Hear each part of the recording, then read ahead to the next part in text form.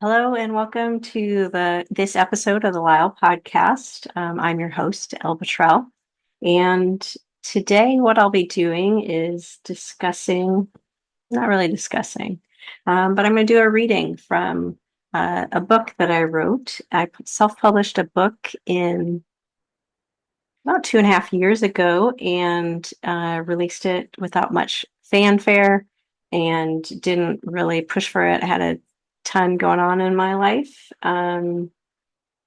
divorce, things like that, um, I published it then. So I pushed through and did it. And was really proud of it. But just not really in a place to do much with it and just needed to, with art, sometimes you just need to create it and share it. And that's what I did. And what I'd like to do today, though, if you're on YouTube, here's the cover. So this will be an explicit episode because the title of the book is Holy Shit, by Elle Botrell. And you'll see on the cover just a cheeky picture of my backside.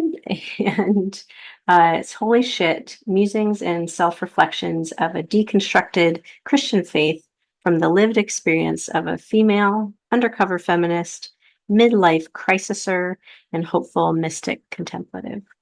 And today, I just wanted to read some of the foreword for you. Foreword. Writing while high is amazing. It is the best. I can tell, and I'm just starting the writing process. If it were not for this marijuana-induced intervention, I may have never written this book, or it may have just taken me much longer to get started. As it stands, I'm 40 years of age with an increasing itch to write, but not certain where it fits in my life. If you have known me for the first 40 years of my life, you're likely shocked by a number of things already, and we are just one paragraph into the book. The title, the subtitle, me writing with the intent to share publicly, me getting high, me writing while high, me writing about being high while writing. It is a bit new for me and part of the progression of my life. Where is this coming from and where is it going are appropriate questions for you if you have known me for years or decades, as well as for those of you who have only known me a shorter period of time, and even for those who are a total stranger to me. I have not always had the nerve to write, always not knowing how to start. Thoughts and concepts bounced around in my head, but hadn't taken form. Not other than occasional scribbles and essays that were not interconnected. I would share these occasionally on social media, as this was the only platform I had for sharing my thoughts. I was encouraged in my endeavors by the comments received, yet there did not seem a nexus about which to work and to expand my thoughts, and about which to center myself, my thoughts, my writings, and thus create a book. Art, music, science, the natural world, human souls, the formless, joy, patience, dreams, imperfection, they're all related. I wanted to write about such things, only because I had thoughts about such things and found them incredibly important and worthwhile topics. But what would this writing look like? Individual essays?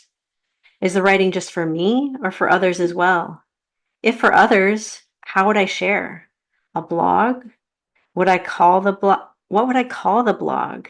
And how would people find me? Writing a book is not a task, nay, an adventure that I ever thought I would embark on. Yet here I am, and here we are together. Me writing and sharing, and you reading and receiving, and hopefully participating. We're doing it.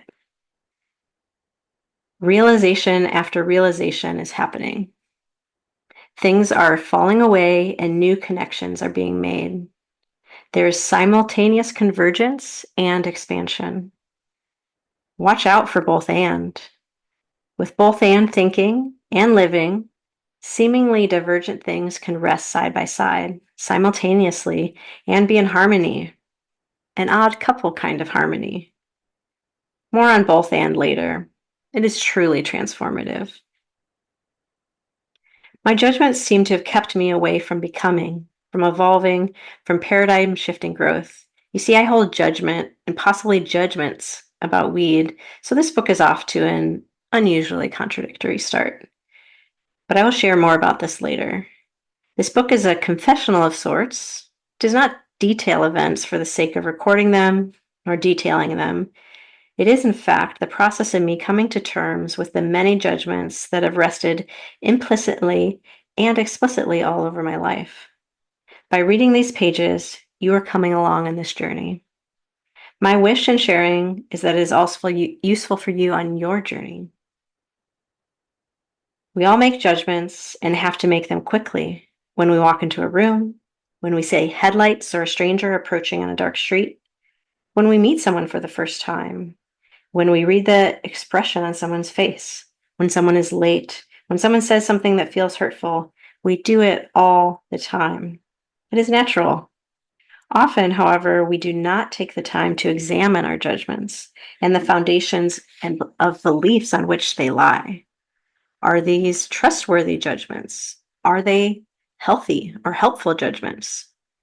Judgments have been a part of my attempt to handle changing and chaotic world. Judgments place us in a black and white, dichotomous operating mode without much, if any, room for gray. They are either or, which is much easier in the short term than both and. I do not think the world is two-tone. Two-tone is an incredibly harsh world. I think the world is painted in gradients and that the healthiest, most full living is found in the gray. By doing the work to navigate the tension of both and ways of thinking and being. Something can be both this and that. It does not have to be this or that. A good deal of thought patterns in my life have been along these stark lines. In those boundaries, I experienced and perceived safety and certainly confidence and sometimes self-righteousness. It gave me a solid foundation to build my life on, even if that foundation was not completely true. The perceived truth was enough to make decisions, act confidently, and sleep well at night. With this dualistic mindset, tricky situations became less tricky to navigate, if not downright easy. Rules are for breaking, or you have to know the rules to break them well, some say, and I'm inclined to agree. Rules are essentially judgments about appropriate behavior. Rules serve a purpose to help direct our actions and give us guidelines.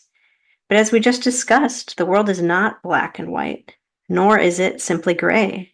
It is full of nuance and infinite detail and vibrant colors, even if messy at times. It is also not rigid. It is adaptable and evolving. Things that are don't remain indefinitely. There is a great deal of room for exploration, differences, and diversity. Our lives as part of the world also aren't fixed and boundaried. Many of the boundaries we face are artificial and many self-imposed. Painting inside the lines is boring. Our lives are works of art. I want to live a dynamic, creative life that follows the true rules, the natural laws, and not the man-made rules for social order and for the elite to maintain power and suppress and oppress people. We can train our minds. I've known this for some time. The truth will set you free, the Bible teaches in John 8, because knowing the Christ sets you free. Diving deeper and deeper for truth will lead to greater freedom. It leads to the source of light, to the light of the world. It is my path. It is the path. I want to drag my judgments from the implicit, subtle, and pervasive darkness to the light. Light exposes, darkness hides. I do not want to be in darkness. I do not want to partner with darkness. Darkness is limiting, effectively creating walls and boundaries that restrict me. I will allow the light to expose and overcome the darkness in me, to move beyond the darkness and break its power. I must acknowledge it, lest shame overwhelm and restrain me. This is a brave thing for me, an act of risky participation, jettisoning me into the great unknown and certainly to a point of no return. This writing endeavor is not a tell all situation, but it is an unearthing, a weeding, a rooting out of all that is invasive and chokes out my vitality and my capacity to share life and light with those around me in the world I live in. This is not an emotional vomiting to get attention or money or power. This is a woman working to live as open handedly as possible, following her journey of discovery to ever deeper truth. As I go to vulnerable places, I encourage you to do the same, to look at yourself in the metaphorical mirror and assess where you stand. What things in you, consciously and subconsciously, might be holding you back? Holding you back from your full and whole purpose, from your full and whole self, and from your capacity to fully love your family, your friends, your neighbors, strangers you encounter, and your enemies. So this book is centered on my judgments, which I first list in mass and then explore individually. This is not a chronological memoir, but a topical personal exploration. I've done my best to write this book with flow, the source of inspiration, as well as with the experience of the reader in mind. That being said, you can jump first to explorations that are most interesting to you. In doing so, realize you may miss some of my personal background, which might be helpful to your understanding of my writing. This will not read like a novel nor a traditional memoir, because it is neither of those. Nonetheless, may those that find these words and pages find what they need. Throughout these pages, you will find myriad and recurring references to the Bible. I've decided not to annotate them, as I don't want that to distract from the flow of the book. I'm sharing my experience and perspective arising from my Christian heritage. If you share this background, I expect you will easily recognize and understand these frequent references and imagery woven into the pages. If Christianity is not your background and something you know more peripherally, it may stir curiosity in you. If this interest arises in you, I invite you to perform a quick internet search to find the biblical sources and read about them in context. Dear reader, observe yourself as you read these pages. Can you relate to these judgments? Have you been hurt by subjudgments over the course of your life? What judgments do you hold that I don't? Our natural, unevolved instinct is judgment. Unless you have done and continue to do the work, you will not see your judgment and you will miss out on the journey. I have long aspired to be my best self. The work in these pages is future-oriented with past and present awareness. I believe this represents the most honest exploration to date of my beliefs, including my underlying and practice beliefs, and will cause positive change in me, not into a different person, but who I've been all along, who my Creator made me to be. We can do better to be the best version of ourselves by noticing our judgments, honestly spelunking into each one, and only then deciding if we should keep them, only then deciding if they are in line with our values and the advancements of life's work and our participation in it. Judgments will always be there, but let's consider them and determine whether to keep them in our lives or release them and transform them. I'm allowing you to come along as well, because while deeply personal and unique to me, this journey, it seems, is also a universal one that we all must embark on for greater enlightenment. That is, for greater faith, hope, and love.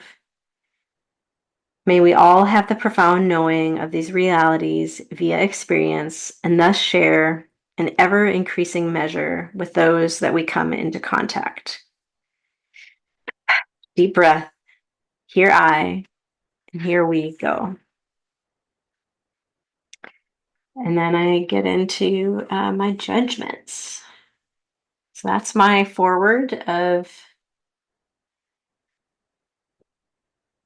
my book, Holy Shit, Musings and Self-Reflections of a Deconstructed Faith from the Lived Experience of a Female Undercover Feminist, Midlife Crisiser, and Hopeful Mystic Contemplative.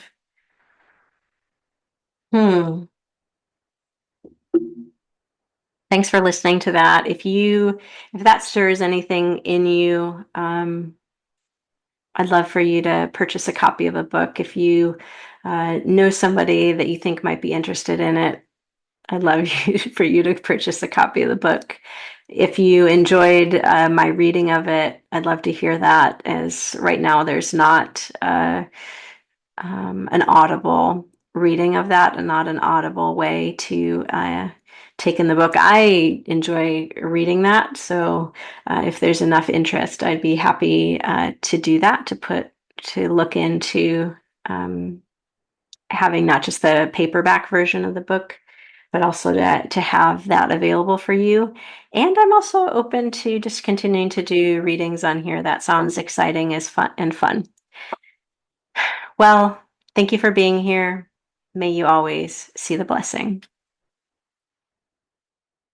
Thanks for listening to this episode of the Lyle Podcast. I'm so glad you're here. If you liked what you heard, you can find me on Instagram and YouTube at the Elle, as well as on my website, www.theellebetrell.com. Of course, you can find me back here at the next episode of the Lyle Podcast. There's numerous ways to support my work so I can keep helping you live your healthiest life. You can do this financially via links on my website or the show notes, by subscribing to the podcast and YouTube channels, by joining my newsletter community, aptly named the Lyle Newsletter, by rating the podcast, by sharing with others, those you meet, and participating in coaching sessions. It's my passion to help you live your healthiest life. I'm so glad you're here. I'd love to hear your thoughts about what you're learning and the insights you're gaining from these conversations. May you always see the blessing.